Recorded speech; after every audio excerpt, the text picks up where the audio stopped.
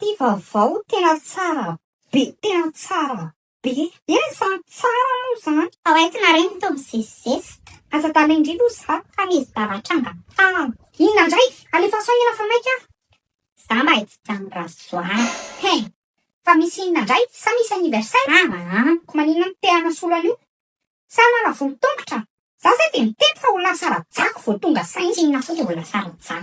fa rehefa tonga ny fahaterana de eritreritry indrio hoe vita malana io Fa efa fotsiny ny tena dia mba mila manao madio sady efa manilitsy be. sa talaindria fa io 10 arivo andana mividy eny amin'ny rafara Sady efa tsy mitsy vena dia mividy rasoa. Mba malala menatra ihany anie zany e. Sady akalenga frany aho hoe andeha anaty tapiketo. avelao fa rehefa andeha hivoaka any aho de vidianao sady za mbola andeha hividy an'le gamana zay teo an'ny promo any asy mbola mitoy ny promo Noël sady mahazo kado tandre mangapahana ty indray zany de firehetako amin'ny tena sady mahazo bonus 5 giga Merci maman.